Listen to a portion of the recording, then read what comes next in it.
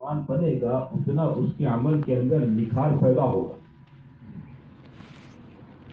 زندگی میں سدھار پیدا ہوگا، اتنا اندر کا ایمان، اللہ سے تعلق، آخرت کی فکر، موت کی تیاری، اتنا آدمی اپنے آپ کو شریعت سنت کا پابند بنائے گا۔ زندگیوں میں نمازوں کا اہتمام، جماعت کے ساتھ پڑھنے کا اہتمام۔ کل بنگلہ دیش کے اجتماع کی ایک آڈیو کلپ میں سن رہا تھا، مولانا صاحب کا برکات ہو ان کی، تو وہاں فرمایا کہ جماعت کی نماز، عبداللہ بن مسعود رضی اللہ تعالیٰ عنہ فرماتے ہیں یہ تو سنت ہدایت ہے۔ کیسی ہے؟ سنت ہدایت ہے کہ جن مسجدوں میں جماعت کے ساتھ نماز پڑھتی ہے، ایسی مسجدوں میں جماعت کے ساتھ نماز کا زندگی میں اہتمام ہوگا تو اللہ ہدایت دے گا، اور خدا وحدہ لا شریک لہ ہدایت کی بنیاد پر آدمی کو جماعت کی نماز پڑھنے کی بنیاد پر اللہ حسن خاتمہ سے نوازے گا۔ اللہ تعالیٰ اچھی موت سے اس کو نوازے گا، اور جو قدم جماعت کے لیے اٹھیں گے نماز پڑھنے کے لیے، جماعت کی نماز پڑھنے کے لیے، ہر قدم پر اللہ اسے 700 نیکی دے گا۔ جمعہ کی نماز جس میں پیدل جانا سنت ہے، جمعہ کی نماز میں کیا بولوں؟ پیدل مسجد کی طرف جانا سنت ہے، ایک ایک قدم پر اللہ 1 سال کی عبادت کا ثواب دے گا۔ آدمی میں عمل کا شوق، آخرت کا شوق، اپنی آخرت بنانے کی فکر بڑھے،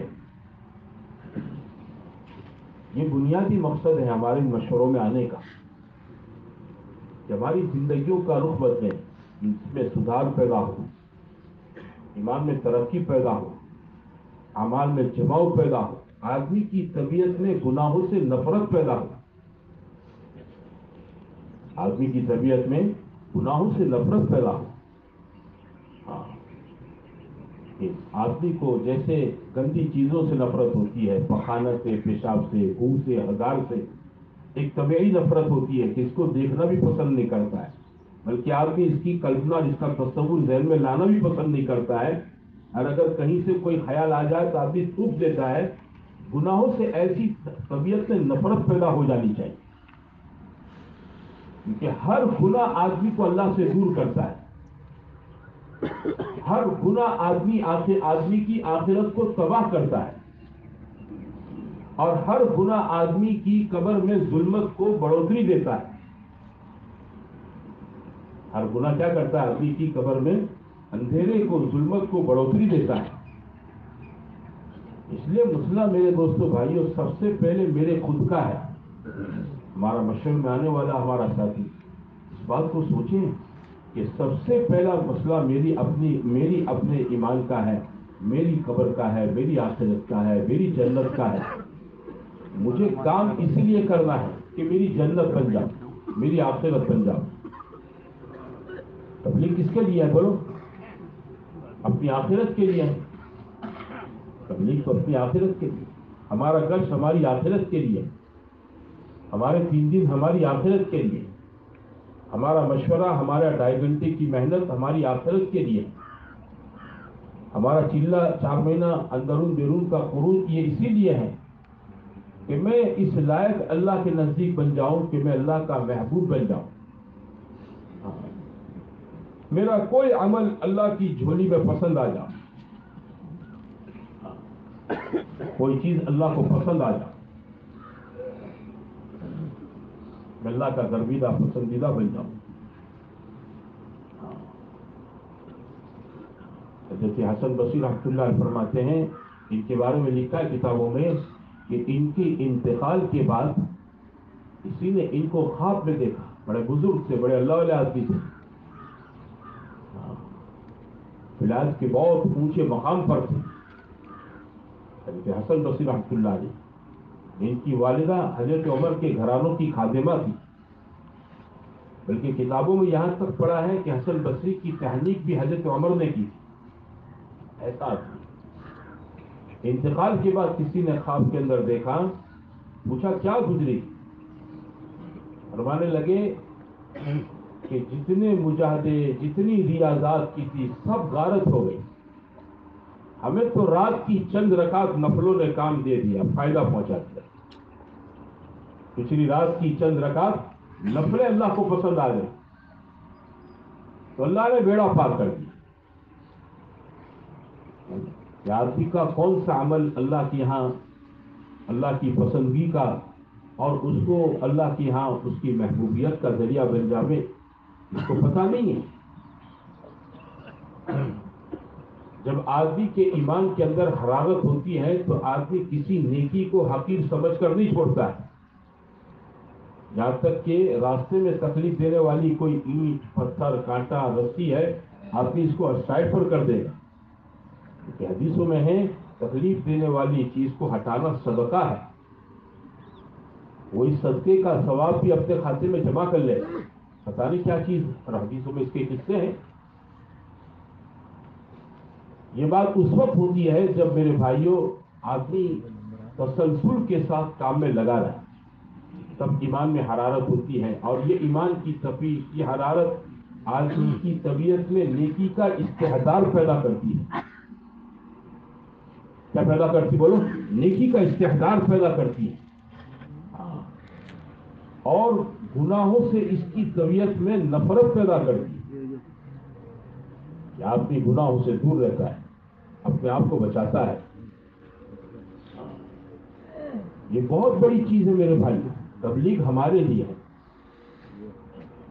اس لیے مشوروں میں بھی ہم شرکت کریں گے تو اس کے لیے نہیں ہے کہ ہم دوسروں کے لیے مشورہ کریں، ہم اپنے آپ کو پیش کریں گے.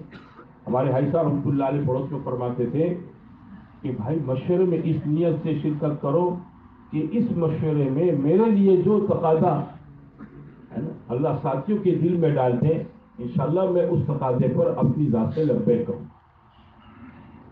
کیوں؟ اس میں میری ترقی ہے، ایمان کی، عمل کی، آخرت کی ترقی.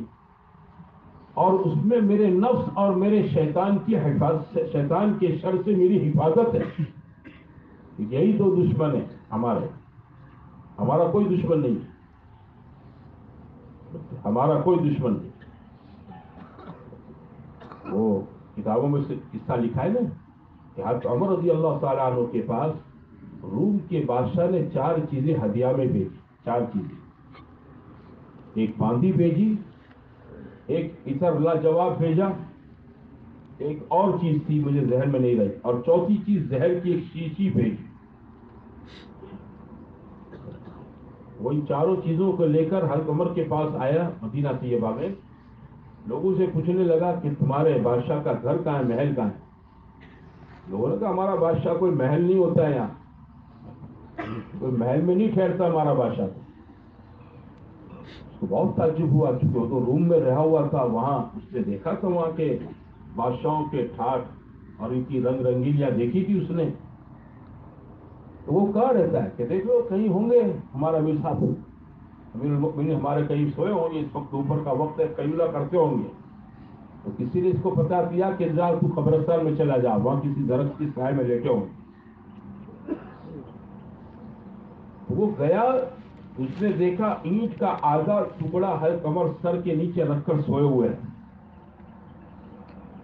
وہ حضرت عمر کو دیکھ کر کانپنے لگا، لرزنے لگا. اس پر پجاری آ گئے، اتنا بڑا آدمی قبرستان میں درخت کے نیچے اینٹ کا تکیہ بنا کر سویا ہوا ہے کہ جس کے نام سے روم، ایران، کسرا، قیصر کے ایوانوں کے اندر دھاک بیٹھی ہوئی ہے، اور وہ ایسے سیکا ہوا ہے. حضرت عمر کی ایک دم آنکھ کھل گئی، اپنے سامنے اجنبی کو دیکھا، کانپتے ہوئے دیکھا، لرز سے دیکھا. آپ نے اس سے کہا کہ بھائی ڈرو مت، ڈرو مت، ڈرو، بیٹھو بیٹھو بیٹھو. کہاں سے نبی آدمی کا پورا تعارف کروایا. اس نے وہ کہا، اپنا بادشاہ کا پیغام سنایا اور کہا کہ یہ چیزیں آپ کے لیے ہدیے میں بھیجی. بولے اچھا. صحابہ کا مجمع بھی جمع ہوا، علی وغیرہ سب آ گئے. وہ چیزیں باندھی تھی، قالین تھا، عطر تھا اور زہر کی شیشی تھی. یہ 4 چیزیں یاد آئی. بہت عمدہ قالین. علی سے مشورہ کیا کیا کرنا چاہیے کہ اس میں تو سونے کے تار ہے، چاندی کے تار ہے، مدینے کے جتنے گھر اتنے ٹکڑے کر دو، سب گھر میں دے دو. اس نے بھیجا تھا امیر المؤمنین کے محل کے لیے. علی نے کہا اس کو ٹکڑے پر، کہ دنیا کی کوئی قیمت ان بزرگوں کی یہاں نہیں تھی، اس کی کوئی قیمت نہیں جانتے تھے، عطر تھی، عطر کی بہت، تو حضرت علی نے فرمایا کہ ایسا کرو امیر المومنین اس کو مسجد میں چھڑک دو تاکہ سب کو خوشبو ملے، تو مسجد کے فرش پر اس کو چھڑک دیا گیا، باندھی تھی بہت خوبصورت، حضرت عمر نے اپنے غلام کو دیکھا، فرمایا تجھے پسند ہے؟ بولے ہاں، پھر لے جا، یہ تجھے ہدیہ ہے۔ چوتھی چیز ادھر وہ شیشی تھی زہر کی، حضرت عمر نے پوچھا یہ کیا ہے؟ کہ یہ زہر ہے، ہزاروں کی جماعت، ایک جماعت کو مارنے کے لیے شیشی کافی ہے، ہزاروں جماعت، ہزاروں دشمن کو مارنے کے لیے زہر کی ایک شیشی کافی ہے۔ تو میں نے فرمایا میرا تو کوئی دشمن نہیں ہے، میرا دشمن میرا نفس ہے۔ کیا فرمایا؟ میرا دشمن کیا ہے؟ بولو، میرا نفس ہے، میرا تو کوئی دشمن نہیں، یہ بات ہے، ہمارا دشمن تو ہمارا نفس ہے، ہمارا شیطان۔ جب آدمی تبلیغ کے کام میں تسلسل کے ساتھ، فکروں کے ساتھ، قربانیوں کے ساتھ چلتا ہے، اللہ اس کے ایمان کی تفیش، ایمان کی ترقی کی بنیاد پر جیسے طبیعتوں میں نیکی کا شوق بڑھتا ہے، ایسے گناہوں سے نفرت بڑھتی ہے۔ آدمی اپنے دشمن کے ہیلے بہانوں سے ہوشیار رہتا ہے، دھوکے میں نہیں آتا ہے، وہ تو دھوکے باز ہے شیطان۔ اللہ نے قرآن میں کہا لا یغرنکم باللہ الغرور، تمہیں اللہ کے بارے میں شیطان دھوکے میں نہ رکھے۔ سمجھتے ہو، میں آپ سب دھوکے میں پڑے ہوئے ہیں۔ جب آدمی کے اندر ایمان کی قوت بڑھتی ہے نا تو اللہ تعالیٰ ایمانی فراست، ایمانی بصیرت کی بنیاد پر آدمی شیطان کے دھوکے سے باخبر ہو جاتا ہے کہ نہیں یہ شیطانی دھوکہ ہے، ہوشیار ہو جاتا ہے، ورنہ آدمی اس کے دھوکے میں آ جاتا ہے۔ آپ سمجھتے ہو میرے بھائیوں؟ ہاں، عبدی کا نفس، امام محمد سلمان صاحب جاجی رحمۃ اللہ علیہ کی بات گجرات کے مشورے میں اور اپنے بزرگوں سے کئی مرتبہ سنی، حضرت جی رحمۃ اللہ علیہ سے پوچھا کہ حضرت شیطان سب کو گمراہ کرتا ہے تو یہ شیطان کو کس نے گمراہ کیا؟ یہ شیطان کو کس نے گمراہ کیا؟ یہ تو عابد الملائکہ اور معلم الملائکہ تھا، فرشتوں کا استاد تھا۔ حضرت جی رحمۃ اللہ نے جواب دیا اس کو اس کے نفس نے گمراہ کیا۔ قرآن میں ہے قال انا خیر من خلقتنی من نار وخلقته من طین، کہ میں آدم سے بہت اچھا ہوں کہ آدم کو تو نے مٹی سے بنایا، اور مٹی کیسی رہتی؟ نیچے رہتی، اور مجھے تو نے آگ سے پیدا کیا اور آگ اوپر اٹھتی، میں آدم سے بڑھ کر میں آدم کو سجدہ نہیں کروں گا۔ اللہ تعالیٰ نے ہزاروں سال کی عبادت کے باوجود اس کو کیا کرتے؟ بولو، ایک لمحے میں اپنی درگاہ سے، اپنے دربار سے اللہ نے اس کو نکال دیا۔ میرا آپ کا نفس دشمن ہے۔ ہماری حفاظت کس میں ہے؟ مشورے کی پابندی میں ہے۔ ہماری حفاظت کس میں؟ بولو، مشورے کے ساتھ چلنے میں، مشورے سے پابندی میں۔ چند چیزیں تو جیسے ہمارے بزرگوں نے ہمارے لیے مشورے سے طے کر کے رکھی ہے، یہ آدمی اپنا سالانہ وقت لگاوے، ماہانہ وقت لگاوے، یومیہ وقت لگاوے، ہے نمازوں کا اہتمام کرے، تسبیحات کا اہتمام کرے، تلاوت کا اہتمام کرے، دعاؤں کا اہتمام کرے۔ یہ سب چیزیں جو طے شدہ ہے نا، اس میں میری آپ کی حفاظت ہے، نفس کے شر سے، شیطان کے شر سے۔ ورنہ اگر آدمی اپنا وقت سالانہ، ماہانہ، یومیہ نہیں لگائے گا تو یہ شیطان کے ہاتھ کے کھلونا بن جائے گا، اور اس کا نفس دھوکہ دے کر پتہ نہیں اس کو کہاں سے کہاں لے جائے گا۔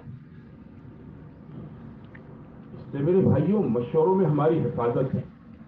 ہماری ان مشوروں میں شرکت جو کوئی روٹین چیز نہیں ہے کہ گجرات کا مشورہ ہوا، اب 2 مہینے کے بعد چونکہ ہمارے اس کا ترتیبی ہونا چاہیے اس لیے ہم سب جمع ہوئے، یہ کوئی روٹین چیز نہیں ہے ہماری، بلکہ یہ اس لیے ہے کہ اگلے 2 مہینے تک میرے دوستو بھائیوں ہمارے جان کی، مال کی، وقت کی صحیح ترتیب بن جاؤ جب تک ہمارا اگلا مشورہ ہو۔ اور ہمارے ساتھ ساتھ ہم جہاں رہتے ہیں اس مسجد کے اطراف میں سارے ایمان والے 100% अपनी जानों की, मालों की, वक्तों की सही तरतीब बनाने वाले कैसे बन जावे। इन फिक्रों के साथ मेरा आपका अपने मोहल्लों में रहना और अपनी मस्जिद के अतराफ में मेहनत, हम लोगों को उनके हाथ पर नहीं छोड़ेंगे। और भाइयों समझते हो, ये फिक्र अंदर से, ये मशवरे में जो तकाते हैं, जो बातें हैं, आप हजरात काफियों में लिखते हैं, आप हजरात सोचते हैं, और ये चीजें आप हजरात अपनी मस्जिद और जमात में, जुमेरात की इज्तिमा में, बूथ के मशवरे में, महाना मशवरों में, जोनों के मशवरों में, ये क्यों है कि ताकि ये चीजें अपने अपने जोनों में, अपनी अपनी मस्जिद के अतराफ में 100% मुसलमानों के घरों में चलनी चाहिए। एक फिक्र के साथ हमारी मस्जिद और जमात इसको टारगेट बनाकर काम करे। तो एक तकादा मस्तूरात की जमात का लिया है, एक 4 महीने की जमात का हमने तकादा लिया है, अब इसको पूरा करना है।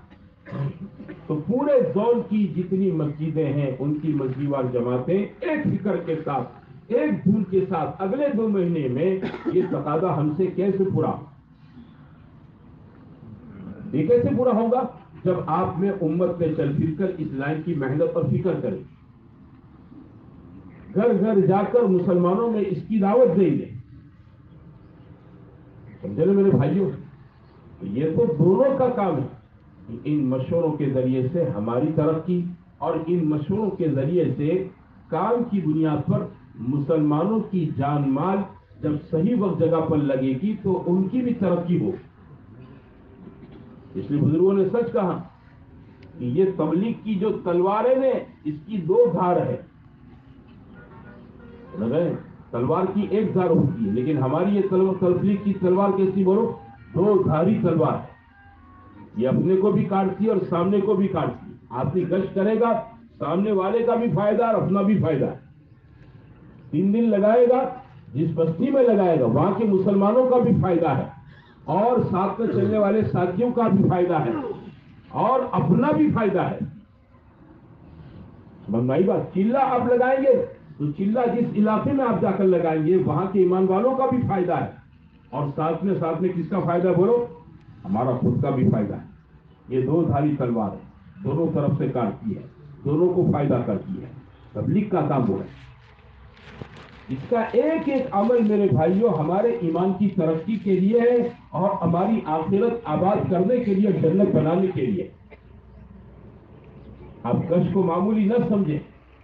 बुजुर्गों की तरफ से एक बात है कि 2 नमाजों के बीच का पूरा वक्त फारिग करना और गश्त करना, ये कोई मामूली चीज नहीं है, ये बहुत बड़ी ताकत वाली चीज है। इसलिए तबलीग दूसरों के लिए नहीं है, तबलीग पहले किसके लिए बोलो। आनंद में हज़रत करीम रहमतुल्लाह अलैह की एक बात सुनी थी, अल्लाह ताला इनको, इनकी कब्र को नूर से मुनव्वर करे। फरमाते थे कि हम सब तबलीग में चलते हैं, कभी ये सोचो कि तबलीग हमारे अंदर कितनी चलती है। नमाजों का कितना एहतमाम, तस्बीह तिलावत का कितना एहतमाम, आदमी की अपनी मामलात की सफाई का कितना एहतमाम, बच्चों घर वालों के साथ, पड़ोसियों के साथ उसने सलूक का कितना एहतमाम जिंदगियों में, इसकी कितनी फिक्र है। जब तबलीग अंदर चलती है ना, तो आदमी सबसे पहले किसको सोचता है, अपना सोचता है कि मेरा क्या, मेरी कब्र का क्या, मेरी जन्नत का क्या। हाँ, आदमी हर वक्त अपनी नीयत को टटोलता रहता है कि कोई काम गैर खुदा के लिए न हो जाए। हाँ, शोहरत के जज्बे से, माल पाने के जज्बे से, और दुनियावी किसी गरज से, अल्लाह को छोड़कर हर किस्म की नीयत बातिल है।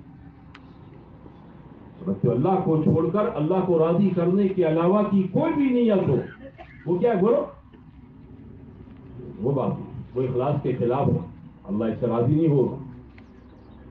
ये बहुत बड़ी चीज है मेरे दोस्तों भाइयों। इन मशवरों में शिरकत करना एक बहुत बड़ी जिम्मेदारी है। आप हजरात मस्जिदों से, अपने मस्जिदों से आए हैं, आप अगले 2 महीने तक अपनी अपनी मस्जिदों के काम के नुमाइंदे हैं, आप पर जिम्मेदारी है। ये यहाँ से जो चीजें मशवरे से तय होगी, वो सब चीजें आखिर तक चलाने की, हाँ, और इसको उसका इसकी अमली शक्ल को जिंदा करने की, اپنے بس میں ہے اتنا ہاتھ پیر مارنے کی اور ان تقاضوں کے لیے راتوں کو اٹھ کر اللہ کو منانے کی، یہ ذمہ داری اس مجمع کے ذمہ ہے۔ اپنی پرسنل دعاؤں میں، خانگی دعاؤں کے اندر بھی آپ اس کو مانگے گا۔ جیسے ہم اپنی ضرورتیں، اپنے مسائل اللہ سے کہتے ہیں نا، میرے بھائیوں، اپنے ذوق کا کام، اپنی مسجد کا کام، اپنے محلے کے مسلمانوں کی دینداری ہے نا، ان کی جان مال وقت کا صحیح لگنا، اس کو اللہ سے مانگیں گے ہم لوگ، اپنا بھی اور لوگوں کا بھی، اپنا بھی کیا بولو اور لوگوں کا بھی، محنت کے راستے سے اور دعاؤں کے راستے سے۔ یہ 2 مہینے تک کے جتنے تقاضے ہیں، یہ سارے تقاضوں کو پورا کرنا ہم میں سے ہر ایک آدمی کی ذمہ داری۔ وہ فکر مند رہے گا، اپنے ساتھیوں کو فکر مند رکھے گا۔ اس لیے یہ شرکت برائے شرکت نہیں ہے، یہ کوئی فارمولٹی نہیں ہے۔ ہم نے آپ کو فارمولٹی کے لیے نہیں بلایا، آپ کا وقت بہت قیمتی ہے، آپ اپنے اتنے مشغلوں کو چھوڑ کر یہاں پر جمع ہوئے ہیں، ہے نا، رات کو آ کر سوئے ہیں، سویرے جلدی اٹھ کر یہاں پر پہنچے ہیں، تو کوئی ہم کو شوق تھوڑا ہوتا ہے، ایک ذمہ داری کا ہم کو بھی احساس ہے کہ ہمارے چند ساتھی پچھلے ہفتے صوبے کے مشورے میں گئے تھے اور وہاں سے اللہ والوں نے چند چیزیں ہمیں دے رکھی ہے، وہ ساری چیزیں آپ کو پہنچانا اور آپ سمجھے اس طرح آپ کو بتلانا، یہ ہماری ذمہ داری ہے۔ اور یہ چیزیں آپ پیچھے مجمع میں نیچے تک چلے جاویں، یہ پہنچانے کی ذمہ داری کس کی بولو؟ آپ سب بزرگوں کی۔ اس پہ بھائیوں، اب تمام بزرگوں سے گزارش ہے کہ آپ حضرات مشوروں میں اپنی نیتوں کو صحیح کر کے بیٹھیں۔ دیکھو ایک بات، ہمارے بھائی صاحب تو فرماتے تھے باوضو بیٹھے، ایسا فرماتے تھے مشوروں میں نیتوں کو صحیح کر کے بیٹھے، کوشش کرے باوضو بیٹھے۔ اور مشورے میں میرے دوستوں بھائیوں، جو چیز مشورے میں اس وقت چل رہی ہے، جو امور چلتا اسی کو سوچیں، ادھر ادھر کی دوسری کوئی بات نہ سوچیں۔ درمیان میں کسی کا فون آوے اٹھ کر نہ کھڑے ہوں، فون سائلنٹ کر کے بیٹھے۔ یہ ہمارا 4-5 گھنٹے کے لیے جمع ہونا ہوتا ہے ظہر تک، پورے یکسو ہو کر پوری بات کو سمجھے سنے اور پوری ذمہ داری کے ساتھ پھر اپنے علاقوں میں جانے کے بعد اس کو میرے بھائیوں اگلے 2-2.5 مہینے تک پورا کا پورا یہ قابو میں لانے کے لیے ہم آپ محنت اور اس کی فکر کریں۔ اس لیے مشورے سے میرے دوستوں بھائیوں، ہم اپنی مسجدوار جماعتوں کو بلاتے ہیں جو کام کو لے کر چلتے ہیں محلوں میں، ہم عام مجمع کو نہیں بلاتے ہیں۔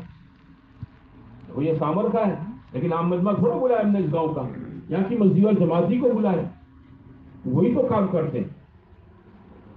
اس لیے میرے عزیزوں میرے بھائیوں، بہت بڑی ذمہ داری ہے مشوروں میں شرکت کرنا اور اللہ سے مانگنا اپنی ذمہ داری کے بارے میں۔ یہ امت تو اپنے نبی کی نیابت میں پہلے سے ذمہ دار ہے، ایک ایک مسلمان ذمہ دار ہے، لیکن افسوس یہ ہے ہم نے محنت کر کے مسلمانوں کے اندر ابھی یہ ذمہ داری کا احساس جگایا نہیں ہے۔ اگر جگا دیتے نا تو پورا آنند یہاں جاتا، بچوں پورا ضلع ہمارے پاس آ جاتا کہ بھئی اگلے 2 مہینے تک ایک ذمہ داری کا کام ہے، اس کو پورا کرنا ہے۔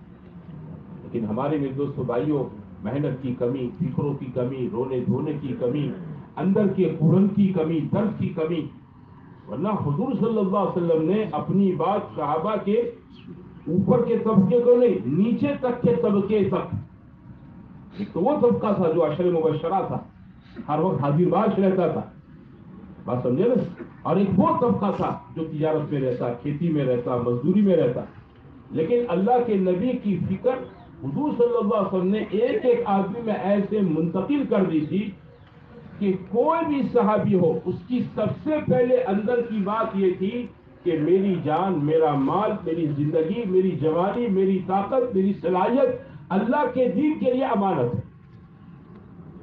یہ سب اللہ کے دین کے لیے ہے، خدا کا دین چمک جاوے، پنپ جاوے، اس کے لیے امانت ہے۔ میری ضرورت اور میری دوسری چیزیں اس کے بعد کے لیے ہے، بنیادی چیز اس کے لیے ہے، میرے دین کے لیے ہے، اللہ کے دین کے لیے۔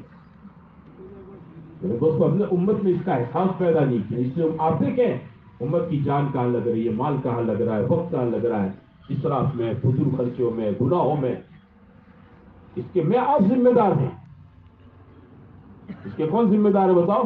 میں آپ ذمہ دار ہیں. میں آپ ذمہ دار ہے. یہ نہیں ہونا. ابھی تھوڑے دن پہلے ایک جگہ پر میں جمعرات کا دن تھا تو میں ایک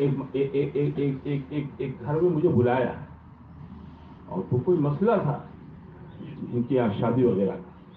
تو میں نے ساری باتیں ان کی سننے کے بعد سب کو بٹھایا تھا اس گھر کے مردوں کو اور میں نے کہا دیکھو شادیاں ایک دم سادگی سے کرو.